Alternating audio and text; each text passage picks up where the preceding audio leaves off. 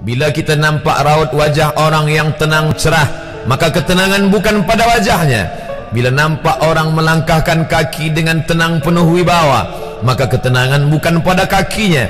Bila tampak ayunan tangannya tak tergesa-gesa, maka bahagia bukan pada tangannya. Di mana letak bahagia itu? Ala fil jasadi mutrah. Ketahuilah dalam jasad ada segumpal, ada sekepal, ada sesuap. Idza salahat salahal jasadu kulluh. Kalau yang segumpal itu baik, maka yang lain ikut menjadi baik. Wa idza fasadat fasadal jasadu kulluh. Kalau yang segumpal itu rusak, maka dia pun ikut menjadi rusak. Yang segumpal itulah yang mengendalikan mata, telinga, tangan, kaki. Yang segumpal itulah tempat rindu, benci, marah, ridha, ikhlas, fasik, hasad, kufur. Di sanalah bersemayam rindu dan benci. Maka jangan terlampau benci. Habib habibaka haunamma. Kalau kau sayang, sayanglah secukupnya sahaja. Karena boleh jadi hari ini kau sayang, besok berubah menjadi kebencian. Kalau kau benci, bencilah secukupnya sahaja. Boleh jadi esok pagi dia menjadi orang yang tersayang. Berapa banyak puan-puan berkata, siapa itu? Itulah orang yang dulu paling aku benci. Tapi hari ini masih ada juga benci, tapi tak banyak. Oleh sebab itu maka dijaga dia. Yauma la yanfa'u malun. Hari itu tak ada guna harta, wala banun, tak ada guna anak, illa man atallah, kecuali orang yang datang menghadap Allah biqalbin salim, dengan hati yang salim.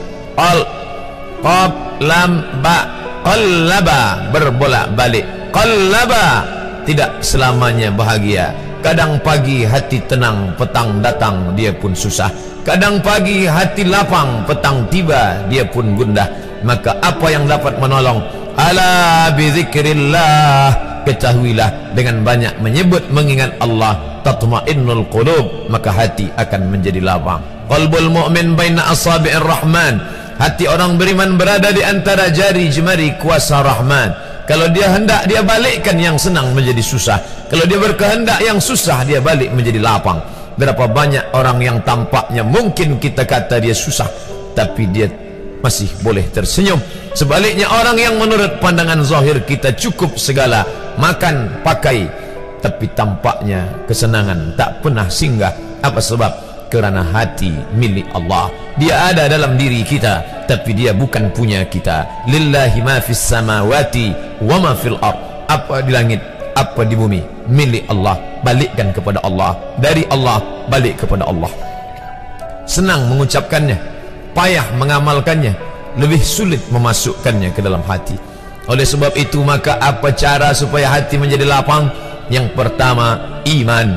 Mesti ada iman. Percaya bahawa dia ada walaupun tak tampak oleh mata. Dulu ada seorang filosof, dia berkata bahawa aku percaya dia ada bila boleh tampak oleh mata, disentuh tangan, didengar telinga. Tapi bila tidak dapat ditengok mata, dipandang mata, didengar telinga, disentuh tangan, maka dia tidak ada. Inilah orang-orang yang berfaham wujudiyah. Wujud ada, mikrofon ada, mimbar ada, orang ada, kerana aku boleh menatap dengan mata, mendengar suara dengan telinga, bersapa tangan dengan alat yang diciptakan Allah Subhanahu wa taala. Tapi kita mengenal dia bukan kerana rupa. Bahkan bila kita pejam mata nampak berbagai macam rupa, itukah dia? Bukan. Walam yakul lahu kufuwan ahad. Bila kita pandang tengah malam tampak bermacam warna rupa, itukah dia? Ma khatara bibalik fallahu laisa kadzalik. Apa yang terlintas di hatimu, maka dia tidaklah seperti itu. Dia tak dapat dipandang dengan mata. La tudrikuhul absaru, dia tak dapat ditangkap mata. Wa huwa yudrikul absara, dialah yang dapat menatap mata. Jangankan dia, wajah kita pun kita tak boleh melihatnya. Siapa yang boleh melihat wajahnya? Sementara belum dijumpai cermin, belum pandai orang membuat cermin, orang tak tahu bentuk rupa wajahnya bagaimana. Sampai suatu hari dia dalam perjalanan panjang, dia tengok ada pohonan rindang, lalu kemudian dia berteduh di bawah pohon rindang menghindar dari panas terik matahari.